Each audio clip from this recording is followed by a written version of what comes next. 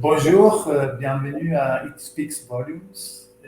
Moi, c'est Domenico Di Siena et aujourd'hui, session spéciale en français pour continuer avec ce nouveau programme des volumes podcast.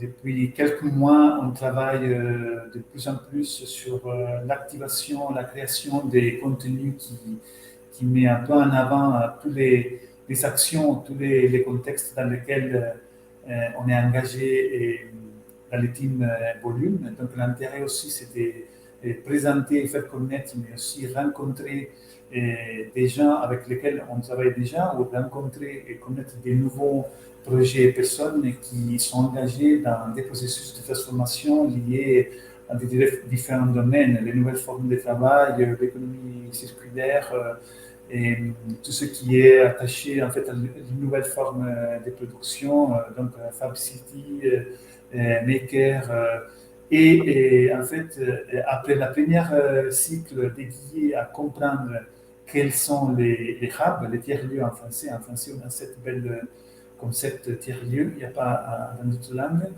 Là, on commence une nouvelle série dédiée à comprendre un autre concept dans lequel on travaille depuis quelques ans et qu'on aime bien, qu'est-ce que c'est le Food Lab. On veut comprendre qu'est-ce que c'est qu'un Food Lab. Et aujourd'hui, on a la chance d'avoir comme invité Sarah Goldberg. Hello Sarah. Bonjour, salut Domenico. Merci Sarah pour trouver le temps d'avoir cet entretien avec nous. J'ai hâte aussi de découvrir où tu te trouves maintenant en fait. Je sais que tu es déplacé sur différents lieux, donc tu es là. Là, tout de suite, actuellement, je suis dans dans un village qui est devenu mon village d'adoption depuis 8-9 mois, qui s'appelle le Puy Notre-Dame et qui se trouve au cœur de l'Anjou. Donc, on est pile poil entre Saumur et Angers sur la carte de la France. Et donc, depuis le mois de septembre, ma vie est faite d'aller et retour entre Paris et l'Anjou. Et justement, donc, nous, on s'est connus depuis quelques années, en fait, on essayait de comprendre le temps exactement, mais en fait, grâce à Volume, on s'est rencontrés. Et j'ai hâte aussi de profiter des autres occasions pour connaître beaucoup plus sur toi et tes projets. Donc là, je te demande qu'est-ce que tu fais là-bas, donc, dans le village. Alors, qu'est-ce que je fais là-bas? En fait, je suis en train de me réapproprier, enfin de m'approprier plutôt l'ancienne maison d'un vigneron dans lequel il y avait ses chais. Les chais, c'est là où on va vinifier le vin. Suite à, en fait, alors moi, j'ai fait une formation en parallèle de mes activités il y a 2 ans, en plein Covid, pour une formation autour du vin et de l'œnologie. Et avec pour projet donc d'ouvrir un lieu un peu collaboratif autour de l'alimentation et de la culture. La culture, c'est je reviens à mes premiers amours. Parce que moi, au tout début de mon histoire de formation et de métier, je suis directrice artistique de production. Je suis arrivée dans l'alimentation un peu après, ça je pense qu'on aura l'occasion d'en reparler. Et donc l'idée de ce lieu-là, c'était de réunir un peu mes deux passions. Donc j'ai récupéré des locaux, c'est un ancien manoir de chanoine, très joli, donc dans la pierre de Tuffeau, c'est la pierre de la région de l'Anjou. Et donc on est sur un projet collaboratif, aujourd'hui on est 4. Et l'idée, c'est d'ouvrir à la fois un espace cave à vin, cave à manger, une petite épicerie qu'on va appeler épicerie culturelle, parce qu'on va y trouver aussi bien des petites choses à manger, à mettre dans la bouche, qu'à manger pour l'esprit et le cerveau. Et puis, on réhabilite, il y a 3 chais. On a la chance d'avoir en fait 3 chais à disposition. Il y en a un qui se transforme en fourmi lapin. Et les 2 autres vont être réhabilités en espace culturel un peu hybride pour accueillir des expositions, des projections, des petites guinguettes l'été. et tout ça au cœur d'un village de 1200 habitants.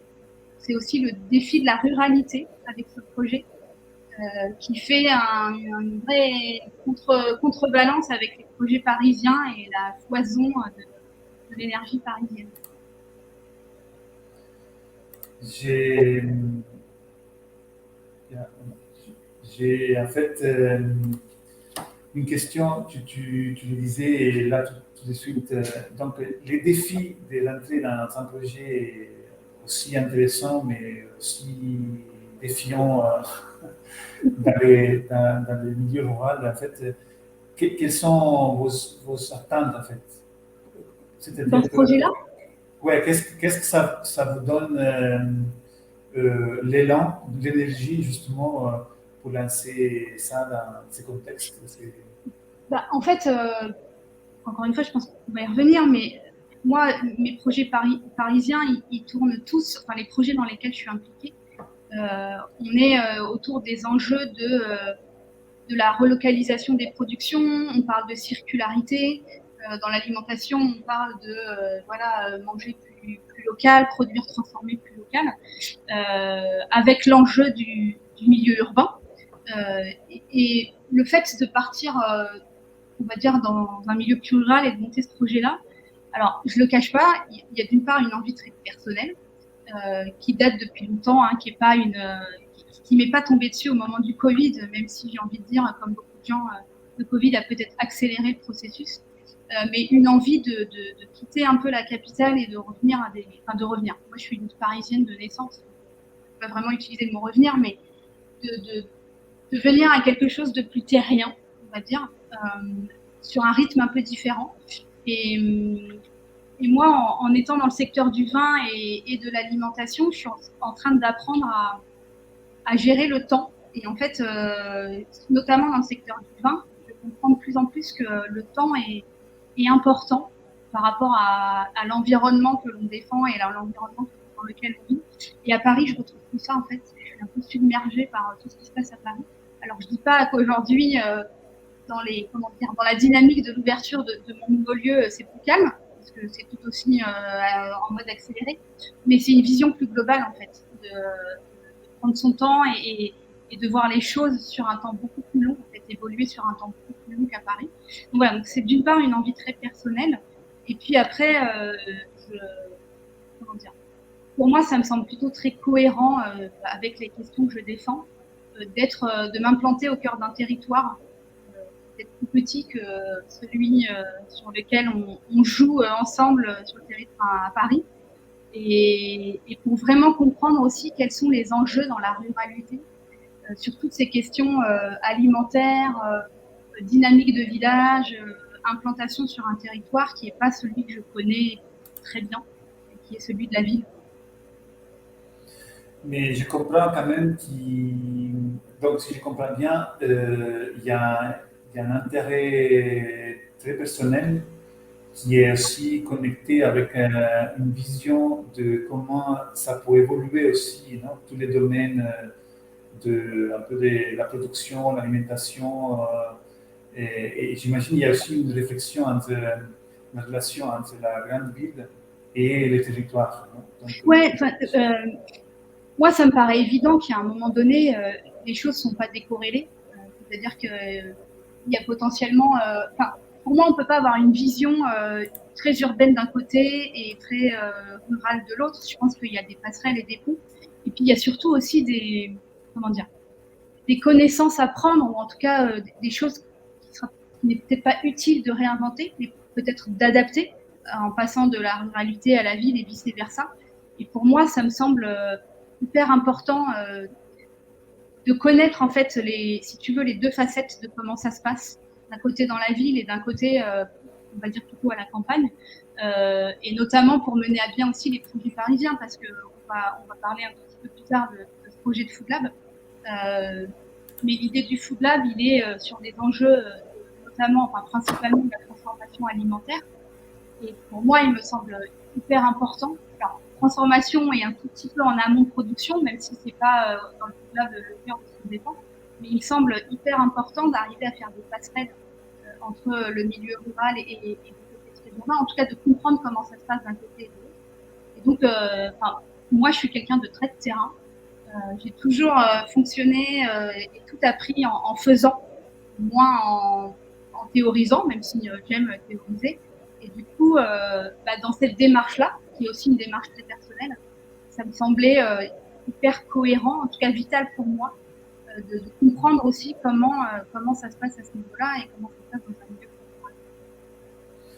Et quand tu l'as déjà nommé, je pense que c'est le moment de l'entrer un peu, de connaître mieux. Donc, c'est quoi les Food Labs Paris?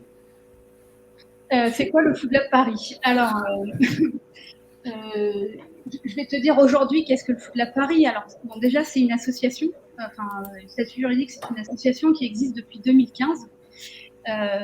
Je la connais, alors j'ai pas envie de dire depuis ses débuts, parce qu'en fait, ma rencontre avec le Food Lab date de ma rencontre avec Volume. Et ma rencontre avec Volume date de, c'est comme si les choses s'empilent les unes avec les autres, mais date en fait de ma rencontre avec Fab City et tout ce qui touche autour de Fab City. Donc c'est une rencontre qui a été faite entre 2017 et 2018.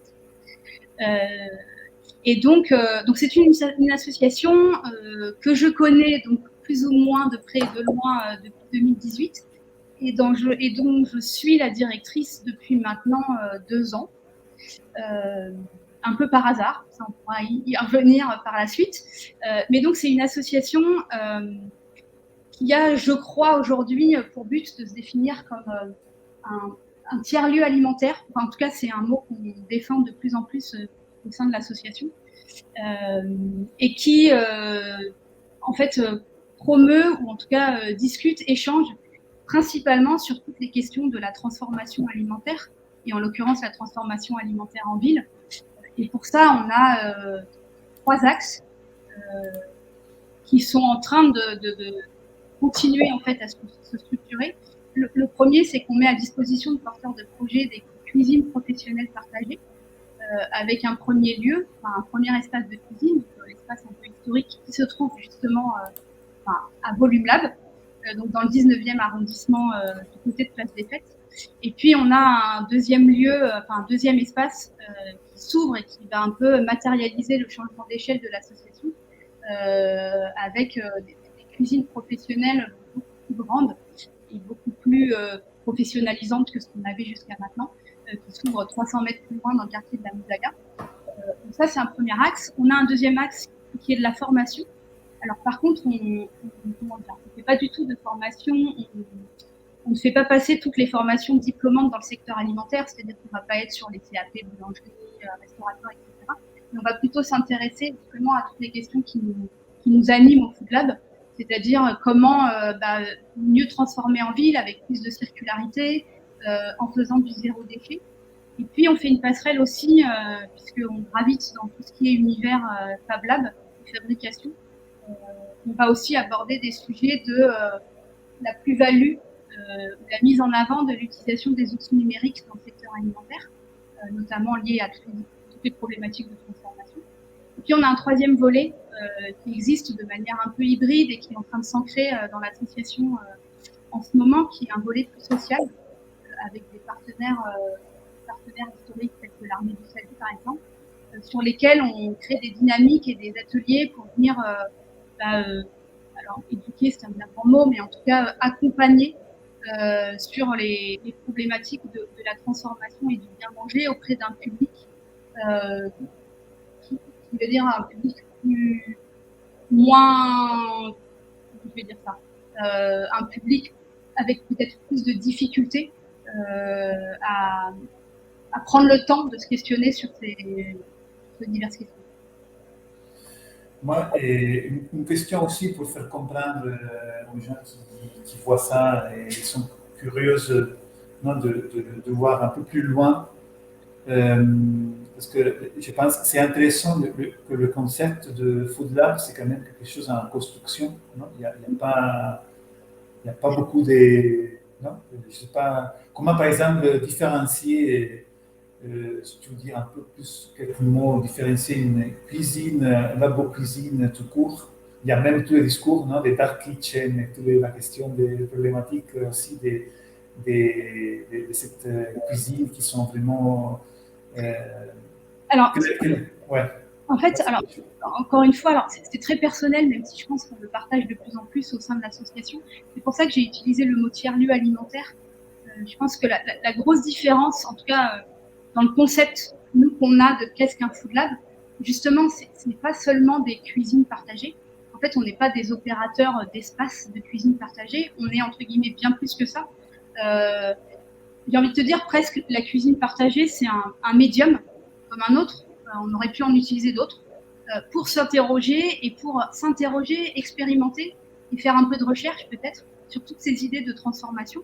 Donc ça, c'est une première chose qui pour moi fait la particularité d'un Food Lab. Et puis après, je pense qu'il y a une notion aussi de communauté et de rassembler des communautés. Encore une fois, on n'est pas juste là pour faire de la gestion d'espace, mais on est là pour fédérer des communautés autour de ces différents sujets, que ce soit des communautés de nos résidents, des communautés de d'autres associations ou d'autres structures qui travaillent sur ces sujets-là, et d'ailleurs que ce soit même en amont, donc sur les histoires aussi de production, mais ou après, donc comment on distribue. Alors jusqu'à maintenant, on s'interroge un peu moins là-dessus, mais par exemple, nos porteurs de projets, c'est des questions qui commencent à se poser, c'est-à-dire qu'une fois qu'on a transformé, quels sont les circuits de distribution, les circuits courts, comment on distribue aussi de manière plus réfléchie et plus raisonnée.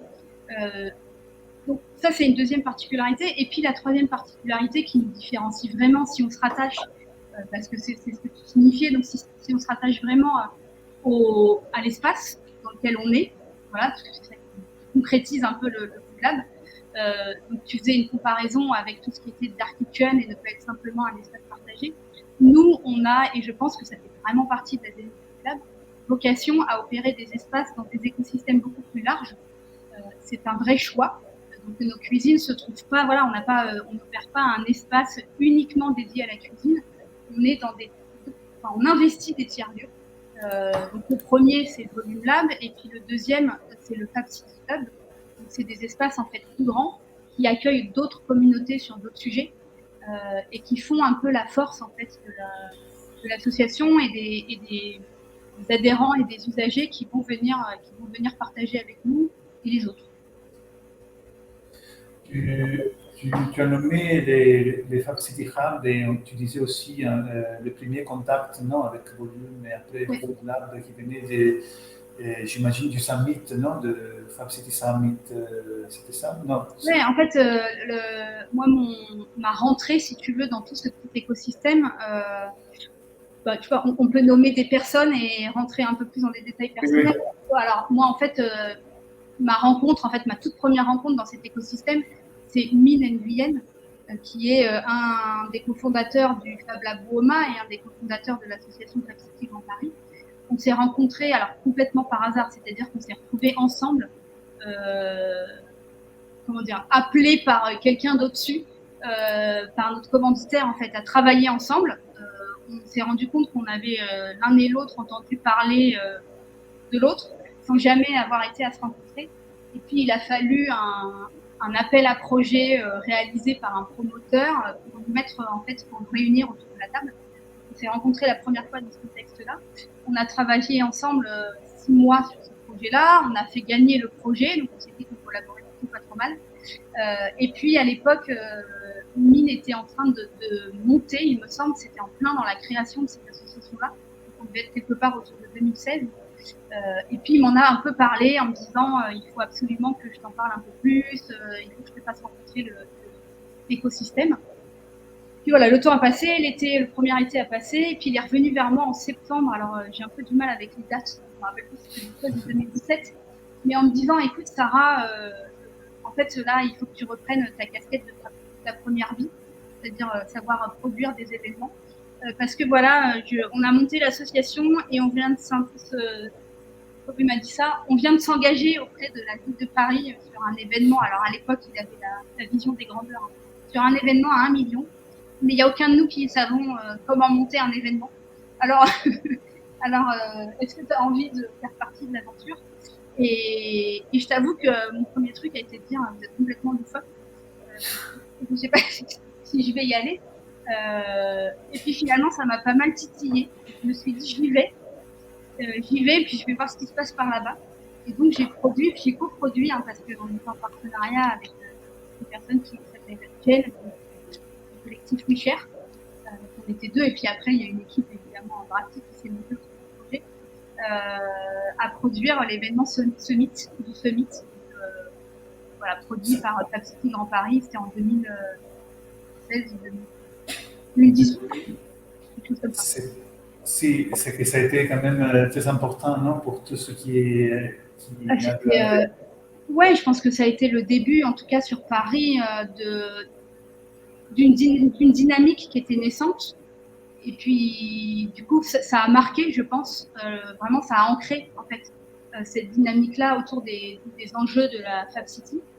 Ça a fédéré beaucoup d'acteurs qui gravitaient, on va dire, déjà dans cet écosystème, mais qui, à un moment donné, se sont tous retrouvés ancrés sur un même événement qui a été ambitieux, plutôt très réussi, parce que avec 3 jours d'événements plutôt tournés institutionnels et corporate, et puis 10 jours d'investissement dans le parc de la Villette, 120 ateliers proposés complètement gratuitement au grand public.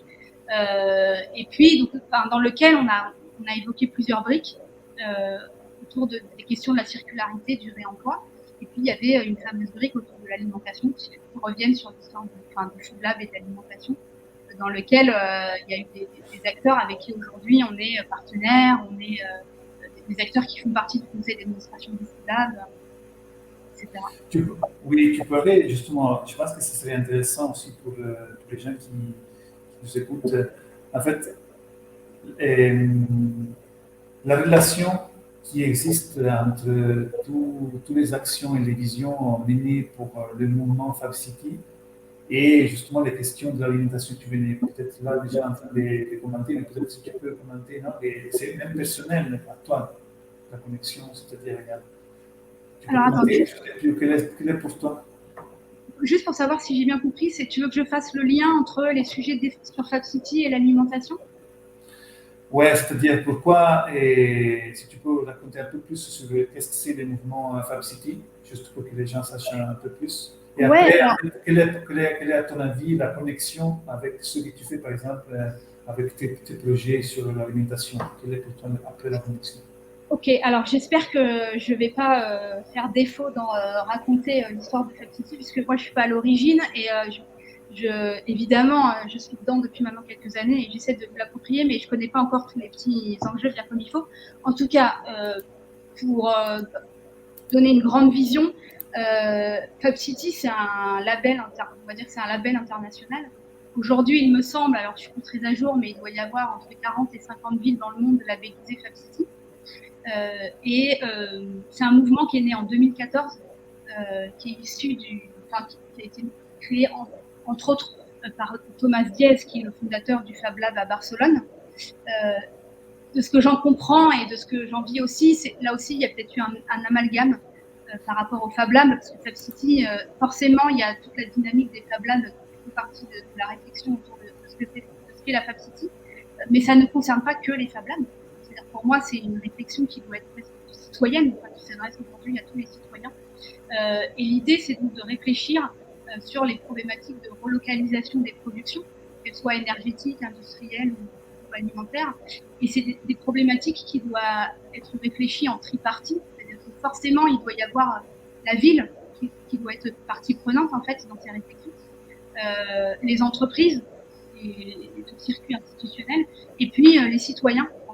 Des citoyens, alors qui aujourd'hui, il me semble, dans beaucoup de réseaux de Fab City, est également représenté par une communauté de Fab Lab, parce que le Fab Lab est aussi là, c'est aussi le lieu où on parle relocalisation, petite fabrique de quartier, petite fabrique locale, de territoire.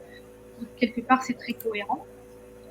Et concernant Paris, alors il n'y a pas aujourd'hui il me semble, mais ma rectification si je me trompe, mais aujourd'hui, il n'y a pas forcément de cahier des charges sur comment doit être structuré juridiquement ceux qui ont envie d'aller chercher ce label-là.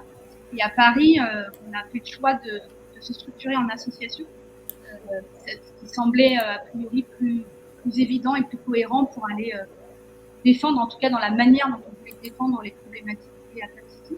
c'est une association qui a été créée sous en même temps, on va dire, un tout petit peu en amont que le Summit, qui a été à l'origine créé pour pouvoir aussi porter l'événement du Summit.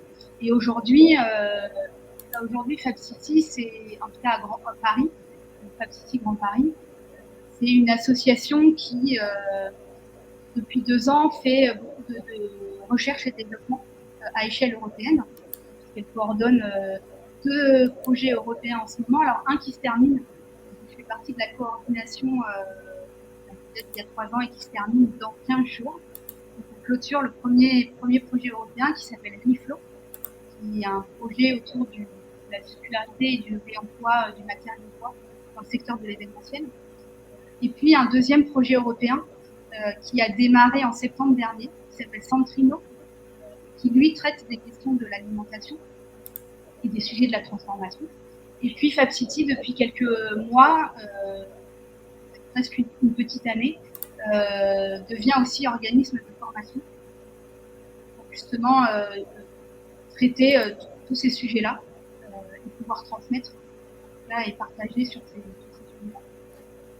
Et donc, oui. Et donc, à ton avis, la relation même à toi, non, personnelle, avec tous tes contextes et les projets dont tu es engagé? Moi, c'est un peu ce que je te dis, c'est-à-dire que, pour moi, la question de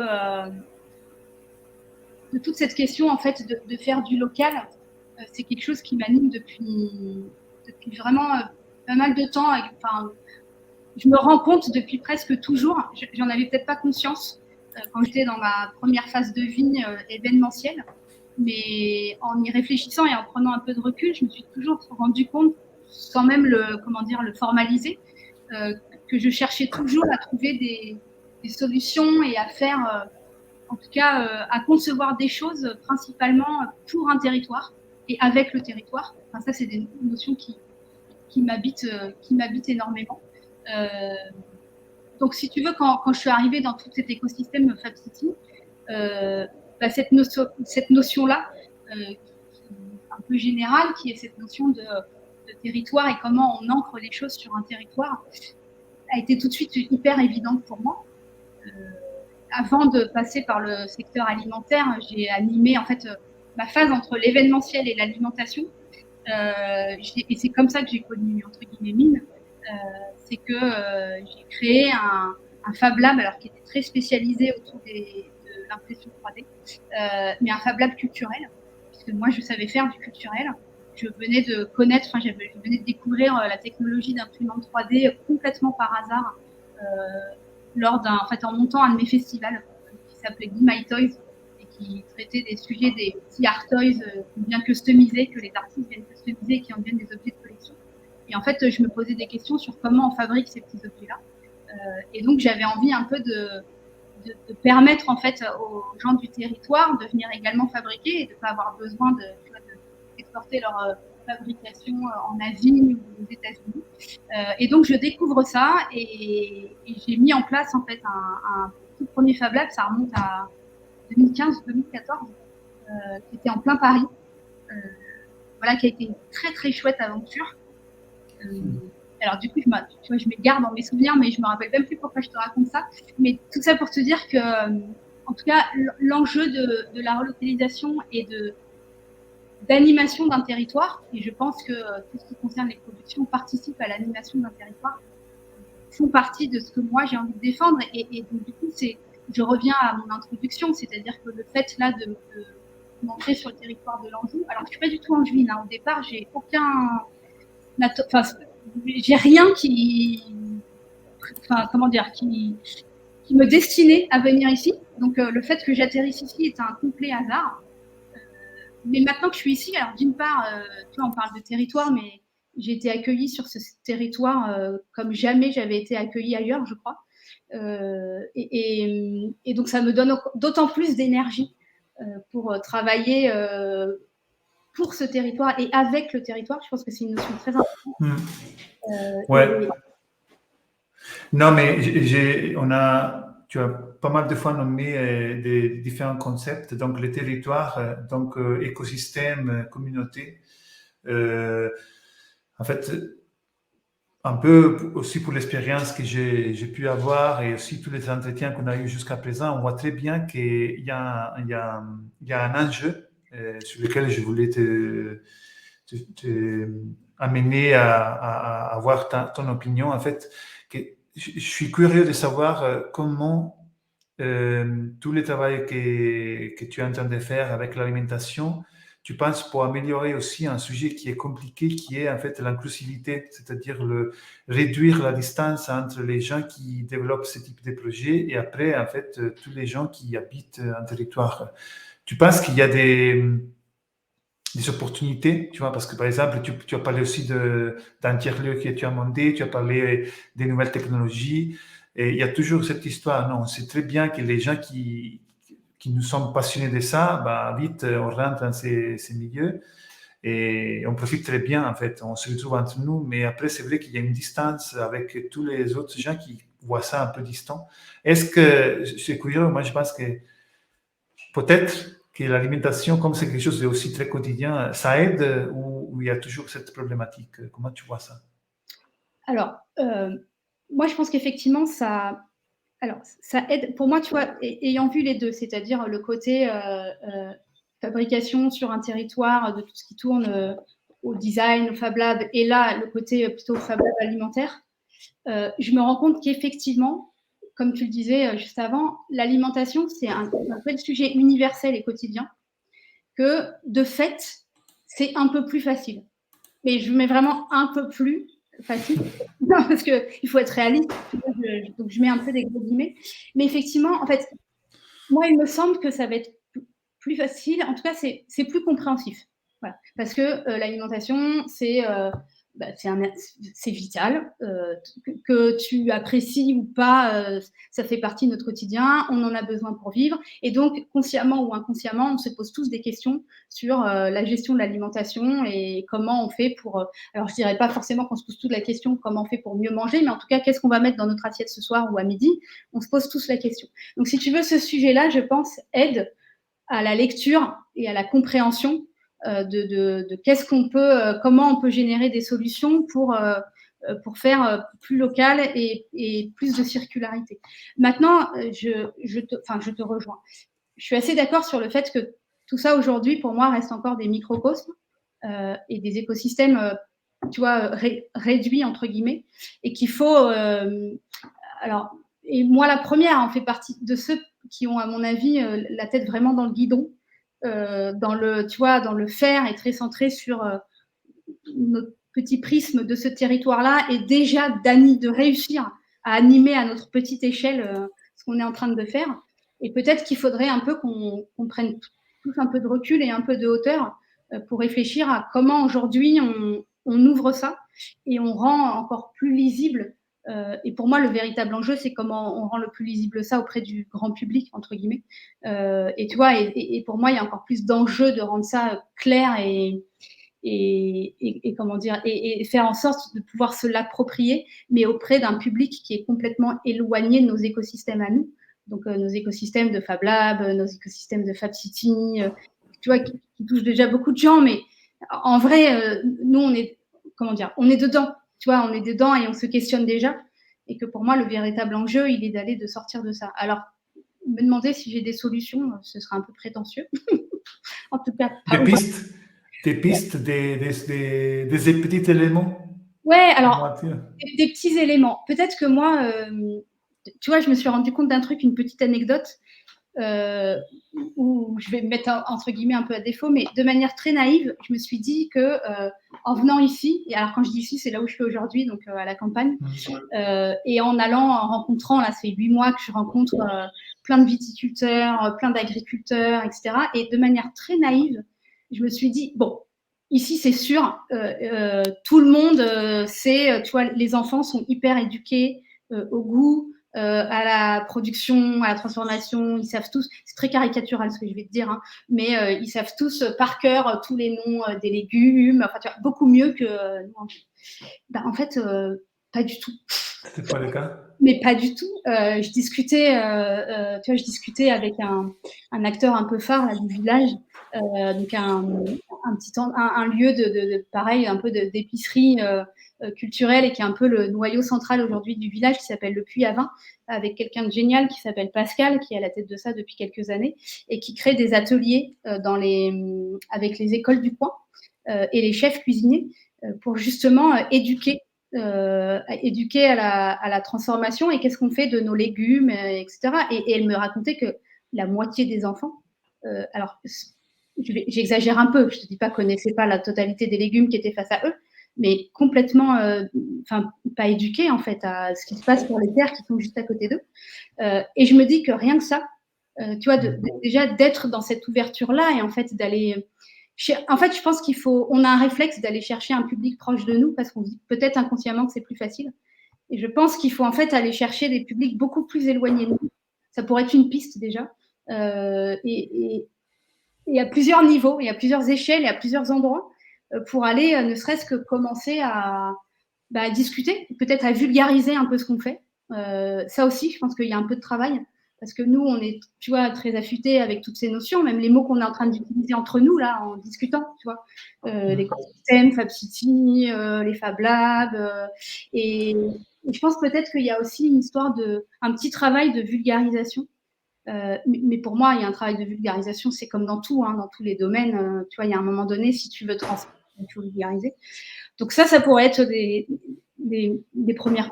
Moi, je suis très, très dans la transmission.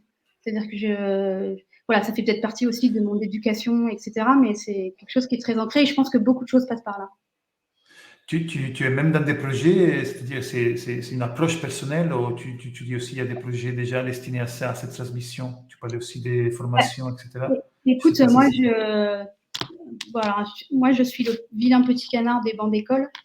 J'ai toujours détesté, tu vois, l'école. J'ai quitté, on m'a toujours dit, tu as ton bac et après tu feras ce que tu veux de ta vie. J'ai lutté pour avoir mon bac et je suis allée vite faire ce que je voulais de ma vie. Et parce que ça, je pense que c'est une éducation très française.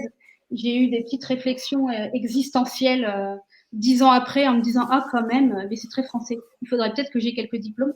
Donc, je suis allée passer des diplômes, mais après avoir fait toute mon expérimentation, donc des diplômes qui vont servir à rien. Voilà. Et figure-toi que depuis 10 ans, on m'a beaucoup sollicité, aussi pareil, c'est arrivé un peu par hasard, pour aller donner des cours sur un tas de sujets différents, ou même je souhaite donner des cours, mais pourquoi vous me sollicitez pour donner des cours? Peut-être que, bon, alors, je suis pas forcément là très à l'aise en direct en radio, mais j'aime raconter des histoires. Et je me suis rendu compte en fait que j'adorais ça et que c'était super chouette et que je le fais avec beaucoup de passion. Alors peut-être aussi parce que c'est pas mon quotidien, mais et oui, tu vois, au Food Lab par exemple, si je reviens sur le Food Lab, il y a une dimension qu'on essaye tout doucement de développer depuis 1 an et demi, mais moi qui me tient vraiment très à cœur et que j'aimerais pour le coup pousser, c'est tout le volet formation.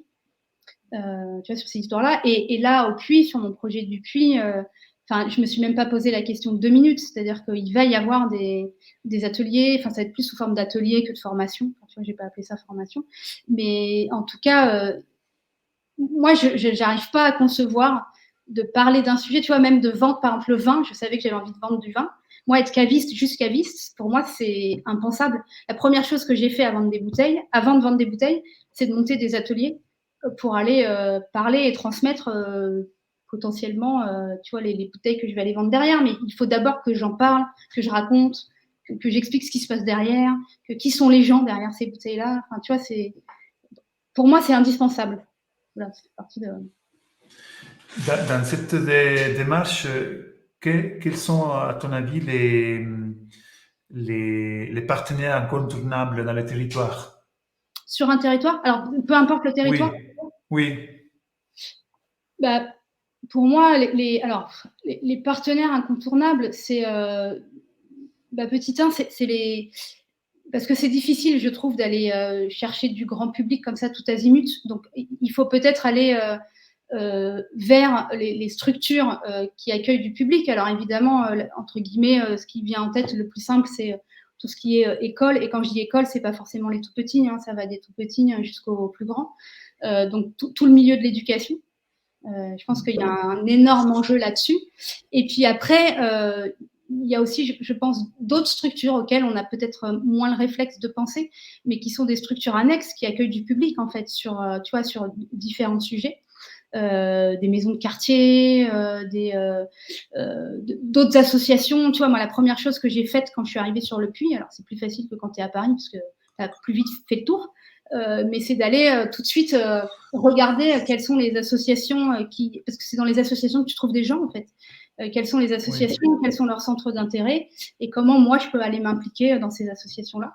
Parce que moi je pars vraiment du principe que il y a une chose primordiale, c'est qu'il faut surtout pas, mais vraiment surtout pas, alors donneur de leçons c'est un peu grand, mais se positionner en tant que donneur de leçons, pour moi la transmission elle est donnante-donnante, c'est-à-dire qu'il y a autant de richesse à transmettre qu'à qui tu transmets. Tu vois, ça doit vraiment être un échange, donc il faut aller aussi donner de sa personne. Et puis donc ça c'est comment aller trouver du public, et après il faut, pour moi il faut, tu vois, il faut communiquer, en tout cas aller chercher plus largement les structures qui brassent aussi ces sujets-là. On n'est pas les seuls, il y a plein de structures et même un paquet qu'on ne connaît pas et partout, et ça aussi bien en ville qu'à la campagne. Et puis, si on va un peu au-dessus, je dirais qu'il y a un peu de boulot à faire au niveau des politiques, tu vois, et d'aller un peu chercher, alors au niveau des politiques, soyons un peu modestes, des politiques territoriales, mais tu vois, moi je sais qu'aujourd'hui, alors peut-être pas dans le sens que j'aimerais vraiment, mais moi la première personne que j'ai contactée ici au Puy, c'est la maire du Puy, pour l'impliquer dans ce projet-là, et l'impliquer pas que dans le fait de venir soutenir le fait qu'il y a un lieu qui se monte et que ça va participer à l'économie du village, mais plutôt on discute d'abord de contenu, pourquoi je monte ce lieu-là et qu'est-ce qu'il va y avoir dans ce lieu-là, et comment la mairie peut s'impliquer justement à nous ouvrir des portes pour les écoles par exemple, pour tu vois, aller chercher des gens, etc. Et donc il y a, voilà, c'est un peu les trois axes sur lesquels il faudrait aller du partenariat. Tu le disais déjà, en fait, comme il y a peut-être des différences entre le milieu rural et la ville, est-ce qu'il y a des choses qui sont plus simples dans la ville ou plus simples dans le rural, ou en fait des avantages que tu as dans l'un ou dans l'autre quand tu rentres dans cette dynamique de rencontrer les gens, de lui parler, en fait, ouais. Ouais. Alors, écoute, moi, d'emblée, j'ai envie de te dire quelque chose qui paraît assez logique, qui est de dire dans le milieu rural, c'est plus petit, et donc tu es plus en connexion, c'est entre guillemets plus humain. Et donc, les gens sont avant tout des hommes et des femmes avant d'être leur fonction. Donc, tu vois ce que je veux dire? Donc, la mère, aujourd'hui, je ne sais pas si je devrais dire ça en direct, mais c'est une personne avant tout. On se tutoie, on parle de tout, de rien, avant de son rôle de mère. Alors après, évidemment, c'est connu par ce biais-là, mais donc c'est des relations, c'est avant tout la relation humaine qui est pour moi plus simple. Alors après, moi, j'ai beaucoup de facilité à aller parler avec les gens, de tous les sujets, etc. Et je te dis, est-ce que c'est aussi lié? Alors peut-être que ça va paraître pour certains qui nous écoutent utopique, parce que d'autres auront eu d'autres expériences. Là, pour le coup, je fais de la grosse pub pour le Puy Notre-Dame. Non, mais il y a eu un accueil tellement incroyable, je me dis, c'est pas comme ça partout, tu vois, c'est pas bon. Donc, c'est peut-être aussi lié à cet endroit-là. Mais en tout cas, l'expérience, du coup, est beaucoup plus simple. Donc, j'ai envie de te dire que pour toucher les politiques, rien que sur cette question-là, de mon expérience à moi, donc qui est très personnelle, c'est plus simple dans le milieu rural que dans la ville. Après, c'est pas tout blanc ou tout noir, c'est-à-dire qu'il y a évidemment des avantages et des inconvénients. L'inconvénient aussi, tu sais, du petit village, c'est que tu es très vite connu, il faut vite peut-être faire un peu plus attention, peut-être être plus, tu vois, diplomate, et ça, c'est peut-être quelque chose qui prend un peu plus de temps. Il faut faire attention, mais moi, c'est quelque chose auquel j'y tiens beaucoup, c'est-à-dire qu'on est aussi celui qui arrive dans le village. Tu vois, il y a cette notion d'arriver à Paris, on est noyé dans la masse, et de toute façon, que tu sois parisien ou italien, c'est pas du tout pareil.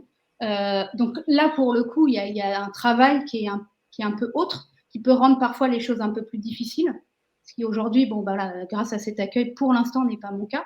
Et puis à Paris, à contrario, tu as quelque part beaucoup plus de moyens. Alors, je ne parle pas forcément que des moyens financiers, mais des moyens humains, des moyens structurels, des moyens que tu n'as pas du tout dans en tout cas, ça dépend où, mais dans le milieu très rural. Et donc voilà, donc c'est pas tout blanc d'un côté et tout noir de l'autre, mais c'est différent. Les contraintes ne sont pas les mêmes, les avantages non plus. Et c'est clair que voilà, à Paris, structurellement parlant, il n'y a pas photo en fait. Enfin, tu vois, le réseau peut se construire beaucoup plus vite, à mon avis. Enfin, de manière, pas beaucoup plus vite, pardon, de manière beaucoup plus importante que dans la ruralité. Mais après, voilà, dans la ruralité, moi, je trouve quelque chose de très humain et de comment dire. Il y a peut-être un côté un peu moins blasé, parfois, que je rencontre, tu vois, en ville, notamment à Paris. Enfin, moi, c'est mon expérience de très grande ville. Peut-être que c'est moins le cas dans les plus petites villes, mais ouais, moins blasé. Donc, moins, on a déjà tout vu, je caricature un peu, mais on a déjà tout vu, on a déjà tout réinventé, tu vois, presque moins pompeux. Et donc, du coup, c'est beaucoup plus. C'est moins fatigant. Est-ce que tu penses qu'il y a eu un effet, quelques changements après le Covid, la pandémie? Tu veux dire humainement parlant, dans ce qui se passe dans les villes Oui, en fait, les gens qui habitent à Paris et les gens qui habitent Ouais. est-ce qu'il y a des différences d'approche? Tu penses, tu vois un changement? Ouais, alors moi je vois un changement. Alors effectivement, alors pareil, tu vois, je déteste faire des généralités, donc je vais un tout petit peu en faire, mais on va dire que ça n'en est pas. On est tous au courant qu'il y a eu un espèce de mouvement généralisé des grandes villes, notamment à Paris, des Parisiens qui se sont vus ou veulent ou ont pour projet ou se sont vus tout quitter du jour au lendemain pour aller dans les campagnes. Ça, c'est une première chose. Deuxièmement, je trouve qu'à Paris, les choses se sont peut-être un petit peu plus ouvertes, notamment sur ces questions-là, mais moi, j'ai l'impression que c'est comme le soufflet un peu raté qui très vite gonfle et le deuxième effet qui redescend tout aussi vite.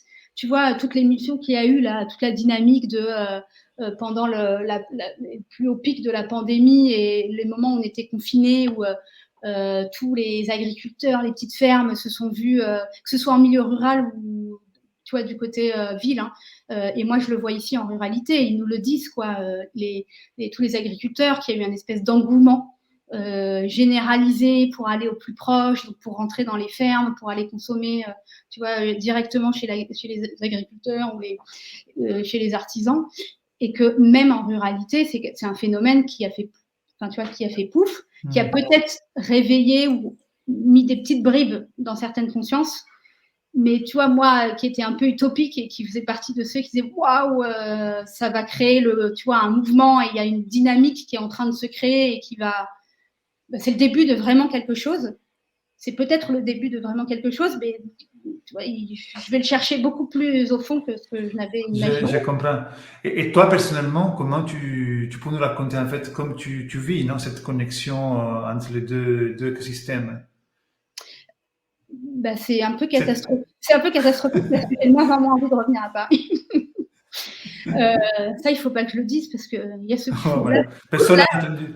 Personne n'a entendu. Écoute, comment je le vis. Alors après, c'est vraiment très lié à moi. En fait, moi, je suis vraiment quelqu'un qui. Je crois que je vivrai toute ma vie entre les deux. Mais par contre, principalement plus du côté campagne que du côté urbain. Mais en fait, je m'aperçois que j'ai besoin de rester connectée à la ville pour tout ce que je n'aime pas dans le quotidien. Donc, tu vois, toute cette effervescence, toute cette toile d'araignée qui peuvent se tisser très très vite en termes de réseau. Tu vois, moi, c'est ce que j'adore dans cet écosystème Fab City, Food Lab, etc. C'est que j'ai mis un pied dedans il y a maintenant 5-6 ans et que depuis 5-6 ans, mes projets ne sont faits que des projets de cette communauté-là. Et je réfléchis même pas au projet d'après. C'est-à-dire que la toile d'araignée est tellement grande qu'il y a un projet qui arrive, qui laisse une opportunité à un autre. La rencontre a fait que. Et ça, j'aime beaucoup. Et en même temps, ça me rend complètement dingo. Tu vois, il y a des moments où on s'y perd un peu, en fait, de toute cette effervescence. Mais ça m'anime. Donc, je vais avoir besoin de toute ma vie de retrouver, de rester un peu connectée à tout ça. Mais vraiment, moi, j'aime de plus en plus le côté moins ça part dans tous les sens. Et on s'ancre vraiment, tu vois, quelque part, on prend le temps de rencontrer les gens. J'ai plus peur même de cette attente de construire. Tu vois, aujourd'hui, le projet que je monte ici, c'est peut-être presque une des premières fois dans ma vie que je me projette à long terme et à très long terme sur construire quelque chose ancré quelque part. Tu vois, jusqu'à maintenant, on mène du projet. Alors, le Food Lab, il m'a un peu ancré aussi. Parce qu'il est aussi, enfin, il m'ancre par le lieu. Tu vois, il est ancré par le lieu. S'il n'y avait pas le lieu, peut-être que, tu vois, qu'il serait plus flottant. Mais c'est une première pierre, en fait, pour m'ancrer sur un territoire, du coup. Néanmoins, et ça, au Food Lab, ils le savent déjà, c'est comme c'est Paris, pour moi, c'est pas quelque chose. Et puis que c'est un lieu qui est de toute façon destiné pour vivre, le Food Lab va avoir besoin de changement, de turnover, d'évolution et de sang neuf, à mon avis, tu vois, régulièrement, et de se nourrir, en fait, de plein de gens et plein de choses.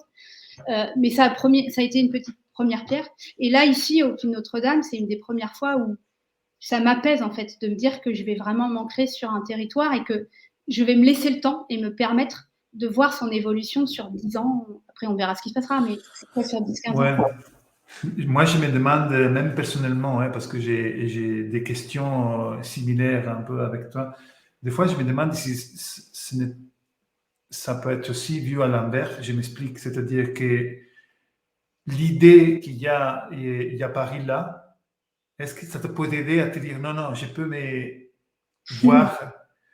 Parce que des fois, c'est aussi ça, non? Des fois, tu dis, OK, comme il y a quand même Paris. Paris, il est toujours là. Donc, je suis, en tout cas, et moi aussi, très, très engagé aussi à Paris. Donc, il y a toujours la possibilité de maintenir ce contact.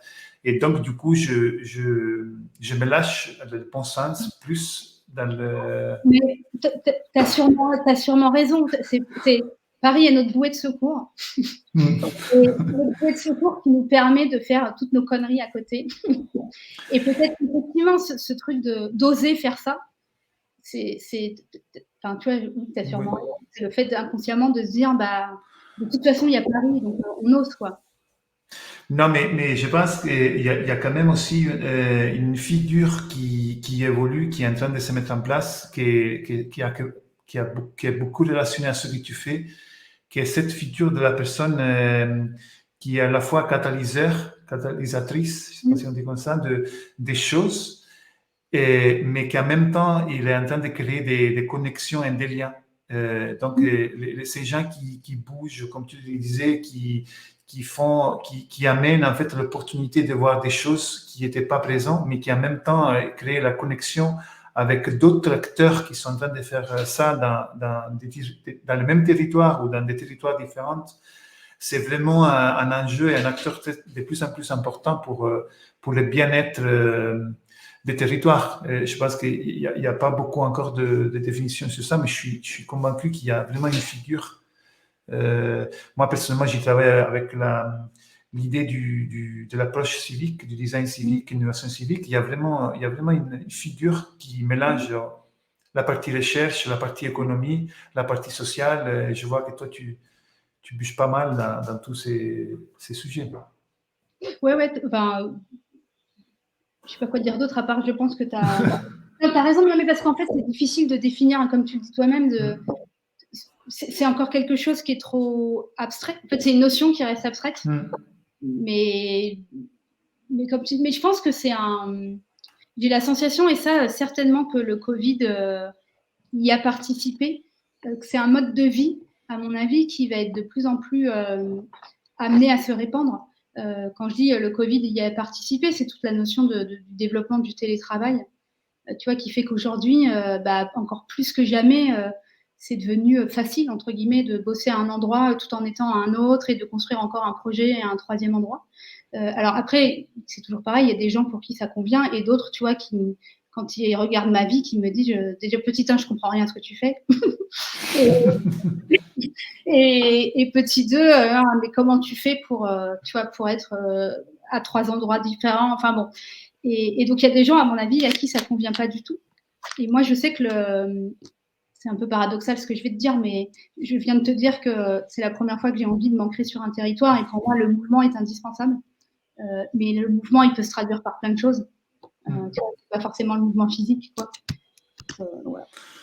Très bien, très bien. Très belle conversation. L'heure, là, elle est déjà presque finie. Donc, normalement, nous, on termine les sessions avec une opportunité de connaître peut-être un peu plus la personne invitée aussi avec son intérêt.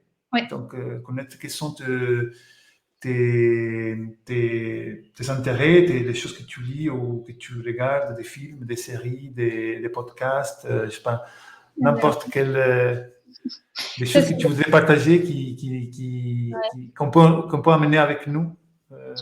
On est dépourvu parce que j'ai pas préparé cette petite question, mais c'est la surprise finale. C'est la surprise finale. Écoute, pour tout te dire, je peux te dire ce que je lis en ce moment. Je suis une grande fan de Ken Follett. Ah, carrément. Je lis son dernier là, et en fait, ça me passionne parce que c'est toutes ces histoires de construction. En vrai, tu vois, de comment tu construis. C'est un peu aussi comment il y a certaines de ces histoires, comment tu construis la ville. Enfin, alors là, ça, tu vois, ça tourne autour de bâtiments, mais voilà, moi, ça me passionne et à chaque fois, je les lis avec beaucoup d'enthousiasme. Donc ça, c'est ma lecture du moment. Et sinon, quoi te dire? C'est vrai qu'en ce moment, malheureusement, j'ai pas le temps. J'ai plus le temps d'aller au cinéma. C'est le revers de la médaille. J'ai plus le temps d'aller au cinéma, alors j'adore aller au cinéma. Voilà, donc quand je suis à Paris, ce qui est génial, tu veux que je te dise un avantage d'être à la ville, c'est les transports en commun. Parce que ça permet de lire, chose que tu peux pas faire autrement, dans ta voiture à la campagne. Donc voilà. Après, je suis une fan de bande dessinée. Très bien. Voilà. Mais de lire ou de le faire aussi? Non, de lire. Malheureusement, j'ai un petit projet d'histoire de bande dessinée en tête, mais tu vois, ça fait partie de mes énièmes projets. Et j'en parlerai pas là parce que je suis à la recherche d'un dessinateur. Tu vois, si je passe une annonce. On passe les messages là s'il y a quelqu'un qui est intéressé. C'est bien, tu te lances à dire la plus belle bande dessinée que tu as lue ou... Oh là là, moi alors je suis une fan de Isler. Que je ne connais pas. Je connais pas, c'est Yslaire. Et entre autres, Mémoire du XXe siècle. C'est génial. Et après, je suis une inconditionnée de Bilal. Donc voilà, qui sort ses derniers opus en ce moment. Très bien, très bien. Donc on note et moi je suis curieux aussi de découvrir. Donc merci, très, très bien Sarah, merci de ton temps. Là on termine et bon, on se revoit normalement dans 2 semaines avec une nouvelle session. Merci à tous. Rappelez, nouvel site web volume.media et vous trouverez des articles, un podcast et aussi une nouvelle newsletter. Donc, ne perdez pas l'occasion. Merci Sarah, à la prochaine. Merci à toi. Ciao, ciao.